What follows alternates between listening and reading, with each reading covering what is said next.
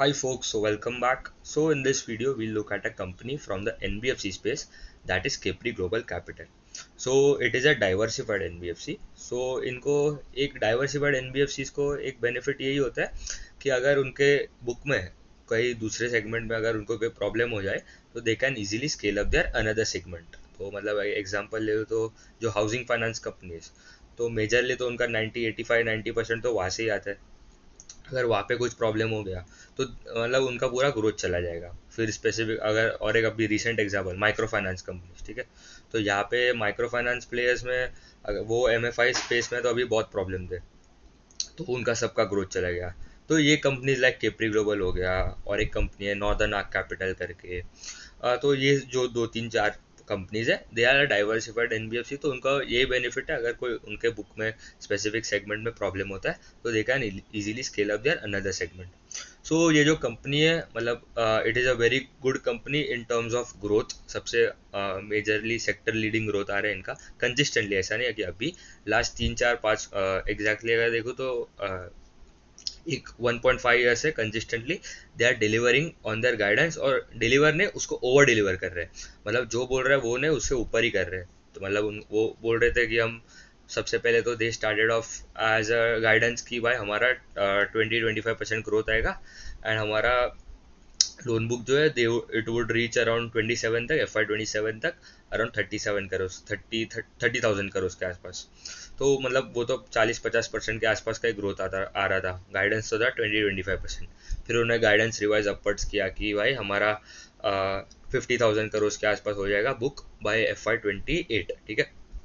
तो नेक्स्ट 3 साल में दे डबल करने वाले हैं, तो that comes to a CAGR of around 27-30% के आसपास।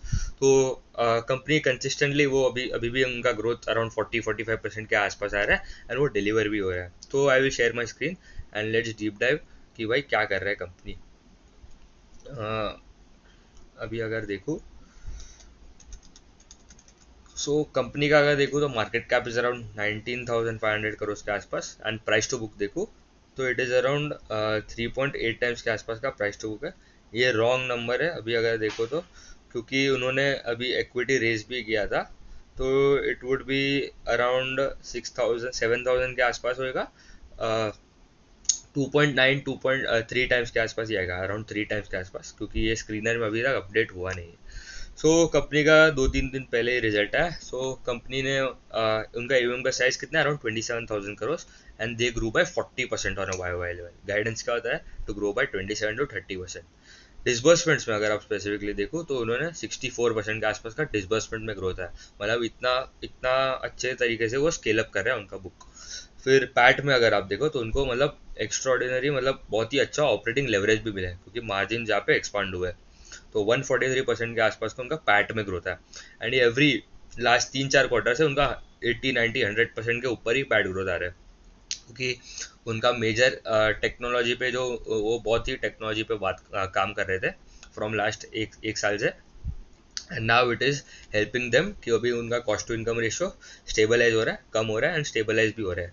सो कॉस्ट टू इनकम उनका कम हो रहा है, इसलिए उनको ओवरऑल पूरा मार्जिन में बेनिफिट हो रहा है। एंड उनका और दूसरा अगर देखो तो उनका spreads, NIMs and spreads are both are improving, तो that is also helping them. Asset quality में भी अगर देखो तो 1.3% का जीएनपी है, which is very stable, last quarter से कम हुआ है।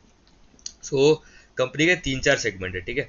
सो एक गोल्ड लोन हो गया उनका, एक एमएसएमई लोन्स हो गए, एक अफोर्डेबल हाउसिंग वाला सेगमेंट है, एक कंस्ट्रक्शन फाइनेंस वाला सेगमेंट है, एंड एक वो को लेंडिंग भी करता है, ठीक है। तो को लेंडिंग इज बेसिकली दूसरे बैंक्स, दूसरे एनबीएफसी का टाइप करते हैं। एंड मतलब 80-20 के रेशियो में, अगर 80% सोर्सिंग 80% डिसबर्समेंट, अगर 100 रुपये कोई कस्टमर को चाहिए, 80 रुपीज़ जो है that would be lended out by बड़ा बैंक, बड़ा NBFC, and the remaining 20% by Capri Global. एंड दूसरा उनको फी इनकम भी आता है बहुत ही अच्छा, क्योंकि यहाँ पे उनको लोन प्रोसेसिंग हो गया, उनके डॉक्यूमेंट चेक करने, जो भी कस्टमर है सिविल स्कोर कैसा है, क्रेडिट स्कोर, जो भी है quality, asset quality of that customer, credit quality, वो सब चेक करने का, डॉक्यूमेंटेशन का, प्रोसेसिंग का, टाइम पे आ रहा है पेमेंट की नहीं, वो सब का फीस इनकम आता है। तो वो उनका को लेंडिंग वाला सेगमेंट है, that is are contributing around 20% of the AUM as well. So अभी अगर देखो एयूएम में ग्रोथ है 40%, नेट इंटरेस्ट इनकम में ग्रोथ है around 57% on a Y basis. Non interest income is made up of three components. एक हो गया उनका कार लोन डिस्ट्रीब्यूशन वाला, कार लोन ओरिजिनेशन वाला सेगमेंट, मतलब ये टाइप करते हैं जो भी, मतलब वही किसी को ऑटो लोन चाहिए, किसी को गाड़ी गाड़ी खरीदना है, ठीक है, तो मतलब अगर 10 लाख का कोई गाड़ी है तो क्या करेगा केप्री ग्लोबल, उनका बंदा वहाँ पे होएगा, जो भी शोरूम है, मारुति का हो गया, किया का हो गया, वहाँ पे प्रेजेंट होगा। फिर वो देखेगा कि भाई इनका डॉक्यूमेंटेशन का काम, उनका चेक करेगा क्वालिटी कैसे है कस्टमर का, फिर सिबिल स्कोर कैसे है, ये सब चेक करके द बैंक, मतलब they have tied up with, उन्होंने पार्टनरशिप किया विद HDFC, कोटक, बजाज हो गया, इन ये सब के साथ उन्होंने टाइप किया। तो वो लोन बुक का ग्रो, लोन बुक में जो ऐड होगा, जो मतलब 10 लाख का जो अगर उसको लोन चाहिए, तो 10 lakh would be added to the likes of HDFC, Kotak, उनके बुक्स में ऐड होता है, एंड इनको एक फी इनकम जैसा मिल जाता है, ठीक है। सो वो उनका नॉन इंटरेस्ट वाला है। और एक है उनका इंश्योरेंस डिस्ट्रीब्यूशन वाला सेगमेंट भी है, वहाँ से उनको फी इनकम मिलता है। ऑपरेटिंग एक्सपेंस में थोड़ा इंक्रीज है, बट वो ठीक है, मतलब अगर कंपनी इतना एक्सपांड कर रहा है, ठीक है, मतलब उनके अराउंड गोल्ड लोन में they have added around this quarter, total branches देखो तो 130 140 के आसपास उन्होंने ब्रांचेस ऐड कर दिया, 113 इन H1, एंड ये Q2 में 86 ब्रांचेस के आसपास उन्होंने ऐड किया इन Q2। तो मतलब इतना तगड़े रेट से वो एक्सपांशन में कर रहे हैं in branches as well. PPOP में ग्रोथ है अराउंड 137% एंड पैट में ग्रोथ है 143%। कॉस्ट टू इनकम रेशियो कम हुआ है on a Y basis, quarter on quarter थोड़ा बढ़ा है, but it is significantly reduced. पहले उनका बहुत 70% के आसपास का होता था, अभी वो कम होकर अराउंड 49, 45, 50% के आसपास रेंज हो रहा है। तो 49.4 हो गया वर्सेज 64%। NNPA भी कम हुआ है, 0.7 हो गया versus 1%। ROA and ROE numbers are also improving, quarter on quarter अगर आप देखो वो भी इम्प्रूव हो रहा है, बट इनको उन्होंने QIP भी किया था, ठीक है, मतलब दे रेस्ड इक्विटी। तो इक्विटी जब भी रेस करते हो आपको ROE बेसिकली आपका पैट होता है डिवाइडेड आपका नेटवर्थ, ठीक है, तो नेटवर्थ उनका बढ़ गया क्योंकि उन्होंने इक्विटी रेस किया। तो अराउंड 2000 करोड़ के आसपास का उन्होंने इक्विटी रेस किया था, तो इसलिए आपका डिनोमिनेटर बढ़ गया, इसलिए आपका ओवरऑल नंबर थोड़ा खराब होता है, बट उससे कोई टेंशन नहीं लेना। But company is going in the right direction, अभी कंसिस्टेंटली बढ़ ही रहा है। 14.4 हो गया वर्सेज 13%, एंड ROA ऑल्सो 4% के आसपास versus last quarter of 3.2। H1 versus H1 of FY25 अगर देखूँ 40% के आसपास का वहाँ पे ग्रोथ है, ऑफकोर्स वो तो सेम ही रहेगा। नेट इंटरेस्ट इनकम में भी 48% का ग्रोथ है, PAT grew 138%। ROA and ROE numbers, ROA तो मतलब ऑलमोस्ट डबल हो गया, ठीक है, ROE डबल हो गया, and ROA as well around 3.6 हो गया versus 2.1 on a YOY basis. So ये भी बहुत बढ़िया था। अभी अगर उनका देखूँ तो उनका सेगमेंट एज आई टोल्ड, सो उनके 4-5 सेगमेंट है। एक एज आई टोल्ड उनका एक दे स्टार्टेड ऑफ इनिशियली अगर आप देखो ना तो MSME वाला सेगमेंट उनका ज़्यादा था, गोल्ड लोन में उतना कुछ खास प्रेजेंस नहीं था लास्ट ईयर ने, 2-3 साल पहले। फिर उन्होंने गोल्ड लोन वाला जो सेगमेंट है वहाँ पे देखो कितना ग्रोथ है, अराउंड 65 से अराउंड 105 होगा गोल्ड लोन वाला जो this time they grow 58%, gold loan में AUM का ग्रोथ 58% के आसपास था। एंड यहाँ पे एक उनको बेनिफिट भी मिल रहा है लोन टू वैल्यू का। तो RBI, तो लोन टू वैल्यू बेसिकली क्या होता है, कोई भी कस्टमर अगर लोन लेने जाता है फॉर गोल्ड, ठीक है, अगर 100 रुपये का गोल्ड अगर वो डिपॉजिट कर रहा है विद केप्री ग्लोबल, तो उनको 100 रुपये का पूरा तो ऑफकोर्स नहीं मिलेगा, उनको they used to get around 70-75 rupees के आसपास। अभी RBI ने बोला है कि you can increase this to, loan to value जो है अराउंड 85% के आसपास कर सकते हो, क्योंकि अभी गोल्ड के प्राइजेस भी एक तो इतने हाई हो गए, ठीक है, तो आपका आपने जो 100 रुपया रखा था वही 150 का हो गया एक साल, अगर एक साल रखा होगा तो YOY बेसिस पे। तो इसलिए customer they can take more loan, तो मतलब यहाँ पे वैल्यू ग्रोथ जैसे समझ लो वो आ रहा है। तो गोल्ड लोन वाला इज अराउंड 10,000 करोड़ के आसपास का गोल्ड लोन वाला सेगमेंट है। MSME is around 56,000 crore, 5,600। And ये जो दूसरा उनका हाउसिंग वाला सेगमेंट है that is around 22% of the AUM, and the remaining others वाला सेगमेंट है, कंस्ट्रक्शन फाइनेंस वाला सेगमेंट है, ठीक है, मतलब ये होलसेल वाला बुक, मतलब दे लेंड टू डेवलपर्स हो गए, इंफ्रास्ट्रक्चर लोन, कंस्ट्रक्शन फाइनेंस के लिए। तो क्लास सी डेवलपर्स को लेंडिंग करता है, ऑफकोर्स क्लास ए डेवलपर्स है प्रेस्टीज, लोधा, इनको नहीं, बट थोड़े जो Tier 3 Tier 4 सिटीज़ में ज़्यादा लेंडिंग, ज़्यादा प्रेजेंस है वहाँ पे, मतलब class B developers, class C developers को वहाँ पे लेंडिंग करते हैं इन द कंस्ट्रक्शन फाइनेंस वाला सेगमेंट। उसके बाद अभी एज आई टोल्ड वो को लेंडिंग भी करता है, तो अराउंड 21% के आसपास का उनका बुक जो है दैट कम्स फ्रॉम को लेंडिंग, मतलब आधा वो सोर्स करता है, आधा नहीं, मतलब मिनिमम सेगमेंट वो सोर्स करता है, एंड दूसरा बड़े बैंक्स के साथ टाइप करके वो सोर्स करता है, क्योंकि यहाँ पे आपका रिस्क कम हो जाता है, क्योंकि अगर एक कस्टमर पूरा डिफॉल्ट कर लेगा तो आपके आपके पूरा मतलब आपको बहुत ज़्यादा प्रोविजन करना पड़ेगा। तो इसलिए ये रिस्क थोड़ा मिटिगेट करने के लिए दे डू को लेंडिंग। बहुत सारी कंपनीज करते हैं को लेंडिंग, यूग्रो कैपिटल करके एक कंपनी है वो भी को लेंडिंग करते हैं। हाँ, एज आई टोल्ड, उनका जो गोल्ड लोन वाला जो सेगमेंट था, यहाँ पे loan to value is currently around 72%, and वो आराम से और मतलब 80-85% के आसपास भी पुश हो सकता है, क्योंकि आरबीआई ने अभी जून के आसपास ही उनका एक मीटिंग में उन्होंने बोला था कि you can increase this loan to value of around 80-85% कर सकते हो फ्रॉम करेंटली जो 70-75% है। तो दैट इज ऑल्सो गुड। फिर यहाँ पे एमएसएमई वाला जो सेगमेंट है, यहाँ पे अभी अभी उन्होंने लास्ट 1-2 साल में उन्होंने गोल्ड लोन वाला जो सेगमेंट है वो बहुत ही मतलब एक्सपोनेंशियली ग्रो की है। एंड अभी वो बोल रहे हैं हमारा एमएसएमई में भी अभी सबके नंबर्स जो आ रहे हैं दे आर डिसेंट, ठीक है। एक 5 स्टार बिजनेस करके कंपनी है, उनका भी मतलब प्रॉब्लम हो गया था, उन्होंने गाइडेंस कम कर डाला था, बट वो भी बोल रहे हैं अभी हमारा इम्प्रूवमेंट आएगा। तो एमएसएमई में ग्रेजुअली अभी इम्प्रूवमेंट आना चालू होगा। अभी कल ही एसबीएफसी का कल एसबीएफसी का रिजल्ट है, तो वो भी देखना पड़ेगा। तो ये जो कंपनी है एमएसएमई लैंडिंग में अच्छा कर रहा है। कंस्ट्रक्शन वाले सेगमेंट में भी उनका महाराष्ट्र में सबसे अच्छा खासा प्रेजेंस है, followed by Gujarat and then Telangana and Delhi NCR. As I told, उनका को लेंडिंग वाला जो सेगमेंट है ये इंश्योरेंस बेच के भी कमाता है, तो इंश्योरेंस बेच दिया, क्रॉस सेल करके products, and car loan origination, ठीक है। तो मतलब ये खुद लोन नहीं देता है व्हीकल्स के लिए, वो टाइप करता है with the banks like HDB financial services हो गया, एचडीएफसी बैंक हो गया, बैंक ऑफ बड़ौदा, आईसीआईसीआई, इन ये लोग के सबके साथ टाइप करता है, एंड उनके बुक में ऐड करने के लिए हेल्प करता है ऑन देयर बुक्स, ठीक है, और उनको एक फीस इनकम मिल जाता है। करंटली उनका अगर देखो तो branches it stand at around 1224 branches है। 382 ब्रांचेस आर ऑफ एमएसएमई, उनके अदर्स मतलब ये सब एमएसएमई, हाउसिंग, कंस्ट्रक्शन सब के लिए, एंड जो दूसरे 842 ब्रांचेस है that is for gold, specifically gold के लिए। अभी कंपनी क्या बोल रहा है H2 में, ठीक है, मतलब Q3 एंड Q4 में they are telling that they can add around 180 to 200 के आसपास गोल्ड लोन के ब्रांचेस, खाली खाली गोल्ड लोन के ब्रांचेस ही मतलब, और 180-200 के आसपास तो ऐड कर सकते हैं। एंड उन्होंने ऑलरेडी H1 में मतलब Q1 प्लस Q2 में ऑलरेडी 113 ब्रांच तो ऐड कर दिए थे, तो मतलब अराउंड 300 ब्रांचेस पकड़ लो दे कैन ऐड इन पूरे साल।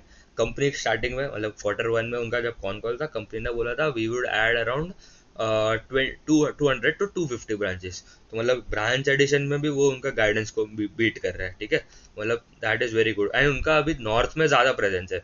अभी वो बोल रहे हैं हमारा गोल्ड लोन में साउथ में हम लोग ज़्यादा एक्सपांड कर रहे हैं, तो साउथ भी मतलब बिगेस्ट मार्केट है अगर गोल्ड लोन में आप जाओ तो, ठीक है, स्पेसिफिकली बुलियन वाले सेगमेंट में, तो वहाँ पे भी अच्छा खासा एक्सपांड कर रहे हैं। एंड और अगर देखूँ तो इफ़ आई गो, अभी यहाँ पे आप देखो यील्ड्स, ठीक है, मतलब जो रेट पे वो लेंड करता है कस्टमर को, तो सबसे अच्छा यील्ड आता है उनको इन देयर गोल्ड लोन वाला सेगमेंट, ठीक है, 18%, 18-19% के आसपास।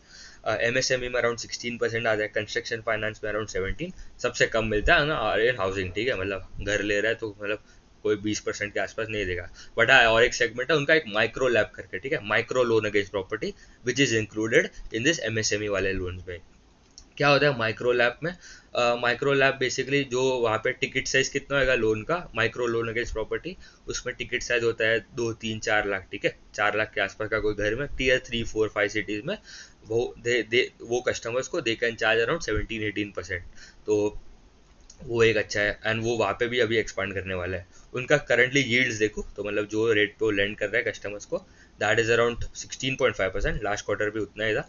कॉस्ट ऑफ बोरिंग उनका कम हुआ है, तो it stands at around 9.6 versus 9.7 on a quarter and quarter basis, तो उनका स्प्रेड्स हैव इम्प्रूव, तो 6.9 हो गया versus 6.7 on a quarter and quarter basis. NIMs में स्पेसिफिकली एक्सपांशन इतना आया है, तो one of the biggest reason, कोई उनका मार्जिन में उतना कोई इम्प्रूवमेंट नहीं है, बट एक बिग रीजन इज कि उन्होंने जो इक्विटी रेज किया था, ठीक है। तो निम्स में बेसिकली आपके अपने जो इंटरेस्ट आपको मतलब क्या बोल सकते हैं, निम्स बेसिकली आपका इंटरेस्ट इनकम होता है माइनस आपका इंटरेस्ट एक्सपेंस डिवाइडेड आपका टोटल एसेट्स। तो अभी ये जो इक्विटी रेज करता है वो तो फ्री मनी हो गया, क्योंकि यहाँ पे कोई इंटरेस्ट चार्ज नहीं हो रहा, डेट रेज नहीं किया उन्होंने, इक्विटी रेज किया, करेक्ट। तो तो you get that amount as interest rate free, ठीक है। तो आपको इंटरेस्ट एक्सपेंस तो कम हो गया, बट आपने जो पैसा मिला 2000 करोड़ के आसपास जो आपको मिला, you are scaling that, you are disbursing that, तो इसलिए उनको आगे जाके उनको इंटरेस्ट इनकम अच्छा खासा है। तो एक निम्स का यही फैक्टर था कि उन्होंने they have done equity raise, इसलिए आपको ये बड़ा नंबर लग रहा है, but it might be around 9.1 के आसपास समझ लो, without without the equity raise के आसपास अगर हम देखें तो। तो ये बिग रीजन था कि निम्स में इतना एक्सपांजन आया। कॉस्ट टू इनकम रेशियो इनका देखो, दैट स्टैंडर्ड अराउंड 49%, ये लास्ट क्वार्टर 46 था, थोड़ा बड़ा है क्योंकि ये एक्सपांड भी इतने मतलब अच्छे तरीके से कर रहा है। एंड उनका बोलना है कि हमारा ये जो कॉस्ट टू इनकम रेशियो है, it might come down to around 40-45% in coming 1 to 2 years। तो वो भी ग्रेजुअली कम हो रहा है, क्योंकि मतलब हमको चाहिए, देखो कॉस्ट टू इनकम रेशियो बढ़ना बढ़ना एक अच्छी बात है कब कभी, क्योंकि कंपनी अगर इतने स्ट्रॉन्ग रेट से ग्रो कर रहे हैं तो वो तब तक कोई प्रॉब्लम नहीं है। अगर आपका कॉस्ट टू इनकम बढ़ रहा है क्योंकि आपका समझ लो आपका रिकवरी आ नहीं रहे, ठीक है, आपने कलेक्शन ऑफिसर्स को बहुत सारे हायर कर लिया इसलिए कॉस्ट टू इनकम बढ़ रहा है, लाइक माइक्रो फाइनेंस स्पेस में जो हो रहा था, ठीक है, 1 साल से सब लोग रिकवरी ऑफिसर्स को हायर कर रहे हैं, क्योंकि उनका पहले कैसा था कि जो जो जो उनका एम्प्लॉय है, जो बंदा लोन देने का काम कर रहा है वही कलेक्शन का काम कर रहा है, बट अभी उनको वहाँ पे प्रॉब्लम हो गया, कोई लोन पे ही नहीं कर रहा था। तो अभी क्या करना पड़ा सबको, उनको 2 टीम बिठाना पड़े, एक डिसबर्समेंट्स के लिए, एक रिकवरी कलेक्शंस के लिए, ठीक है। तो इसलिए उनको नया एम्प्लॉय नया टीम बनाना पड़ा, उनको ट्रेनिंग देना पड़ा। तो in that case cost to income ratio बढ़ना, that is bad thing as an investor. तो कॉस्ट टू इनकम अराउंड 45-50% रहेगा इन यही साल, एंड वो आगे जाके थोड़ा कम भी हो सकता है। PAT has risen around 143%, and उनका आर ओ ए नंबर देखो, यहाँ पे आपको लगेगा 3.6 से 3.2 क्यों हुआ उनका आर ओ ए का नंबर, क्योंकि उन्होंने इक्विटी रेज किया था। अभी जब भी आप इक्विटी रेज करते हो तो आपको टोटल एसेट्स बढ़ जाते हैं, राइट। इक्विटी आपका जो नेटवर्थ है, ठीक है, कंपनी का, वो बढ़ जाता है क्योंकि आपने इक्विटी रेस किया है।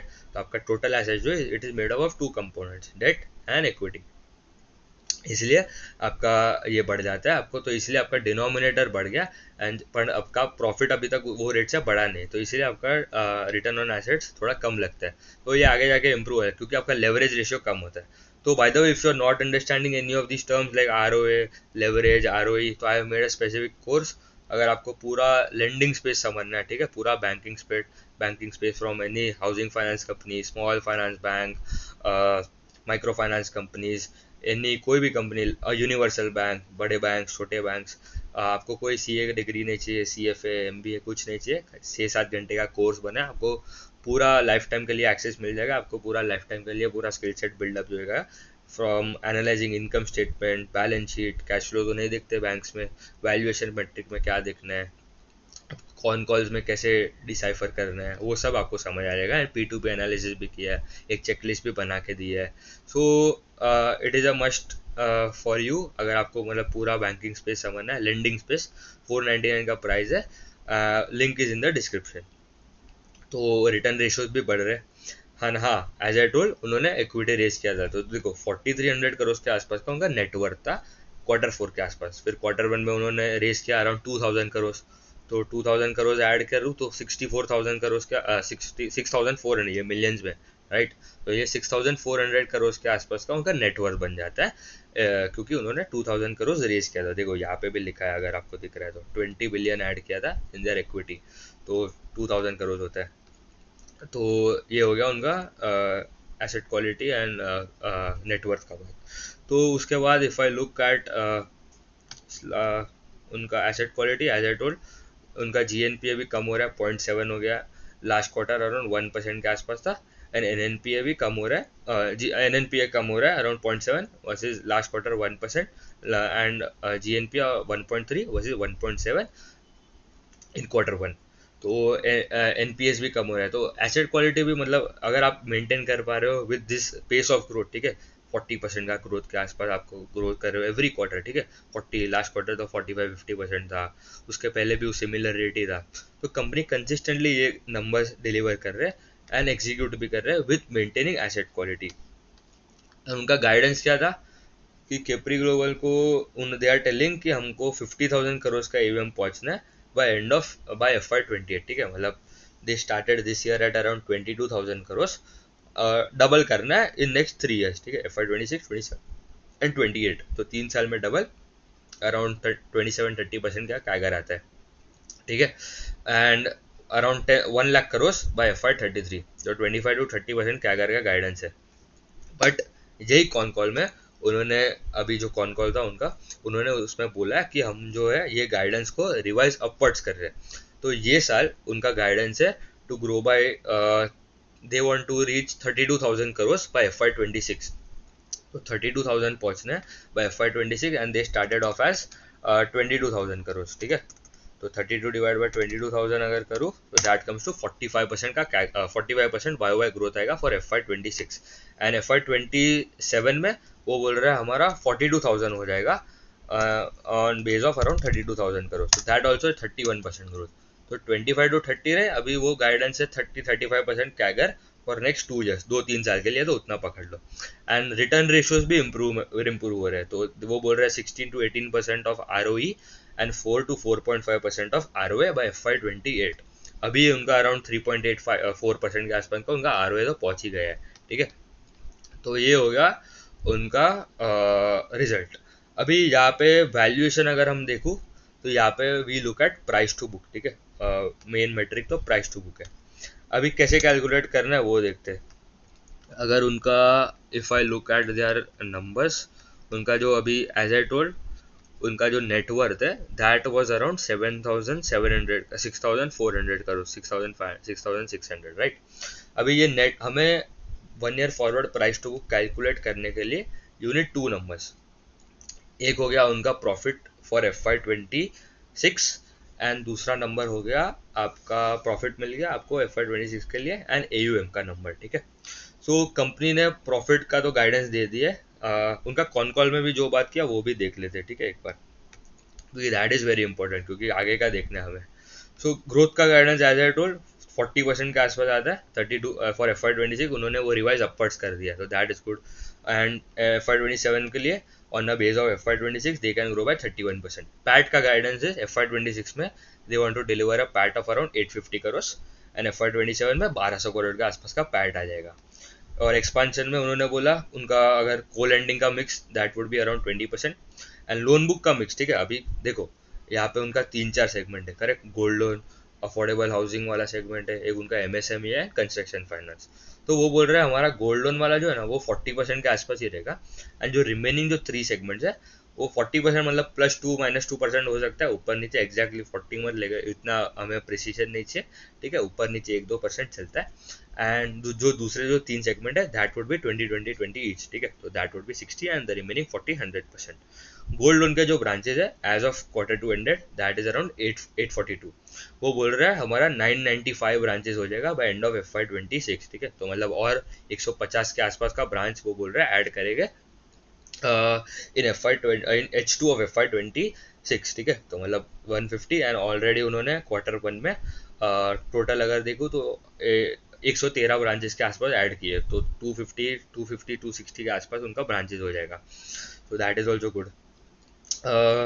ऑल्सो अभी उनका अगर, उन्होंने बोल रहा है हमारा मार्जिन भी एक्सपांड होने वाला है, तो मतलब इंस्पाइट जो अभी जो रेपो रेट से कट हो रहे हैं, ठीक है। RBI जो रेपो रेट कट करे, ये लास्ट क्वार्टर तो किया नहीं, बट अभी तक जो कट आ रहे थे उसके हिसाब से उनका वो बोल रहे हैं हमारा स्प्रेड जो है दैट वुड बी अराउंड 7.2%। अभी करंटली उनका स्प्रेड देखूँ that is around I guess 6.9% के आसपास का उनका स्प्रेड आता है। स्प्रेड्स वुड बी ईयर, ठीक है। स्प्रेड इज अराउंड 6.9%, एंड वो बोल रहे हैं हमारा 7.2 आ जाएगा। कैसे? वो बोल रहे हैं हमारा यील्ड जो है that can expand by 20-25%, 20-25 basis point, मतलब 0.25% के आसपास, क्योंकि वो माइक्रो लैब वाला जो सेगमेंट है जो MSME के अंदर आता है वो एक्सपांड कर रहे हैं, एंड वहाँ पे उनको डिमांड भी अच्छा लग रहा है, ठीक है। एंड कॉस्ट ऑफ फंड्स वो आगे जाके 30-40 बेसिस पॉइंट्स कम हो जाएगा।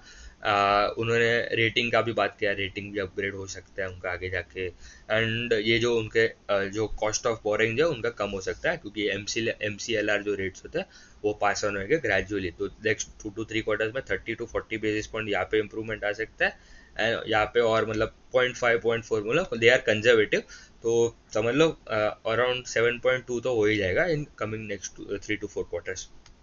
क्रेडिट कॉस्ट का भी गाइडेंस है उनका 0.8 to 0.9। ये क्वार्टर उनका क्रेडिट कॉस्ट वॉज अराउंड, ये क्वार्टर भी उनका सिमिलर ही था, क्रेडिट कॉस्ट वॉज अराउंड 0.6%। तो दे आर वो भी मतलब उसके रेंज के नीचे ही है, तो that is also good. And return ratios में FY27 में दे आर टेलिंग 4.4 to 4.25 4.5 के आसपास का ROE and ROE of around 16% in FY27, ठीक है। तो that is also good. FY26 FY27 में अभी अराउंड उनका 14% के आसपास तो हो ही गया, तो that can also improve going at. Cost to income ratio as I told, ये अभी ये साल उतना ही स्टेबल ही रहेगा। नेक्स्ट ईयर उसके आगे it can decline to around 40-45% के आसपास हो सकता है, 4-5% और कम हो सकता है, दैट इज ऑल्सो गुड। अभी हम कैलकुलेट करते हैं वैल्यूएशन, क्योंकि एक कंपनी जो कंसिस्टेंटली क्योंकि ग्रो कर रहा है, ठीक है, सस्टेनेबल बेसिस पे, ठीक है, ऐसा नहीं कि ग्रोथ कर रहा है कोई एसेट क्वालिटी खराब हो गया क्या तो उनका क्रेडिट कॉस्ट बढ़ गया, ठीक है, ऐसा कुछ नहीं हो रहा है। कंपनी डिलीवर भी कर रहा है विद ऑपरेटिंग लेवरेज, मतलब उनको पैट में भी अच्छा खासा ग्रोथ भी आ रहा है। तो अभी कंपनी का वैल्यूएशन हम देख लेते हैं कैसे कैलकुलेट करना है। अभी करंटली उनका अगर देखो तो उनका नेटवर्थ Q4 के एंड से हम अगर देखें तो Q4 के एंड तक उनका नेटवर्थ वॉज, एक सेकंड, उनका कैपिटल, हाँ यार ये रहा। सो Q4 के end of Q4 FY25 4,300 crore के आसपास का उनका नेटवर्थ था, जो स्क्रीनर पे भी अभी भी अपडेट हुआ नहीं है, ठीक है। 4,300 करोड़ का नेटवर्थ था bye end of Q4 of FY25। ये साल में वो बोल रहा है 850 करोड़ ऑफ प्रॉफिट, ठीक है। उन्होंने उनके कॉन कॉल में भी बोल दिया 850 करोड़ का प्रॉफिट होएगा फॉर FY26, ठीक है, सॉरी FY26 में 850 crore of profit. And company ने 2000 करोड़ रेज किया था इक्विटी, ठीक है, तो QIP जो किया था तो वो 2000 ऐड होएगा प्लस 850 भी ऐड होएगा, ठीक है। सो 4300 जो था उसमें इफ वी ऐड 2000 जो फिक्स है and plus we will do 850 crore of profit, जो उन्होंने बोला वही कर रहा हो, तो नेट वर्थ उनका हो जाता है एज ऑफ एंड, मतलब FY26 के एंड तक they are expecting their net worth to reach 7150 crore of net worth हो जाएगा, मतलब उनका बुक वैल्यू, मतलब नेटवर्थ डिवाइड बाय आप नंबर ऑफ शेयर्स करोगे तो आपको बुक वैल्यू मिल जाएगा। तो 7150 आपको मिल गया आपका नेटवर्थ। एंड कंपनी का अभी मार्केट कैप कितना है, 19,500 crore, right. So 19,500 crore divide by 7150, that comes to around 2.7 times का आपका 1 year forward price to book है, ठीक है। तो that is very very reasonable, कोई रिकमेंडेशन नहीं है, you have to do your own analysis, क्योंकि ऐसे स्पेस में a company that is delivering 30-35% CAGR या तो उससे ऊपर भी ग्रो कर रहा है with operating leverage, with stable asset quality, improving margins, मतलब इट इज़ वेरी रेयर। और एक कंपनी है पूना वाला फिनकॉप करके, ठीक है, उनका गाइडेंस अच्छा है, ठीक है, they deliver as well, growth में कोई प्रॉब्लम नहीं है, बट उनका बॉटम लाइन में उनका एक दो लास्ट ईयर ही एग्जैक्टली एक साल पहले उनका एसेट क्वालिटी में खराब हो गया था, उनका शॉर्ट टर्म पर्सनल लोन वाला सेगमेंट, बट वो भी अभी इम्प्रूव हो रहा है। तो इसलिए अभी जब भी अगर कंपनी इतने हाई रेट से ग्रो करता है स्पेसिफिकली ये बैंकिंग स्पेस NBFC स्पेस में, तो वो देखना पड़ेगा वो सस्टेनेबल है कि नहीं and with maintaining asset quality, तो इट इज़ वेरी डिफिकल्ट। अगर आप इतने हाई स्केल से हाई रेट से ग्रो कर रहे हो तो डिफिकल्ट हो जाता है, बट ये कंटिन्यूसली कर रहा है एंड मैं कोई सपोर्टर नहीं हूँ, ठीक है। ये मैंने आपको वैल्यूएशन बता दिया, अराउंड 2.7 टाइम्स आ रहा है which is very reasonable. You get very rarely आपको मिलेगा कोई कंपनी जो एग्जीक्यूट भी ये स्केल से कर रहा है विथ ऑपरेटिंग लेवरेज एंड वो गाइडेंस को ओवर डिलीवर भी कर रहा है एंड अपवर्ड रिवाइज कर रहा है, ठीक है, it is very rare. So ये हो गया केपरी ग्लोबल का बात। In coming videos we will cover SBFC हो गया, 5 स्टार हो गया, उनका जब ये अभी रिजल्ट आएगा वो भी देख लेंगे। एंड ये NBFC स्पेस में अभी अच्छा खासा सबका नंबर्स आ रहा है एंड H2 तो मतलब और बेटर होगा, ठीक है, Q3 Q4, तो ठीक है, उतना ही रखते हैं, थैंक यू।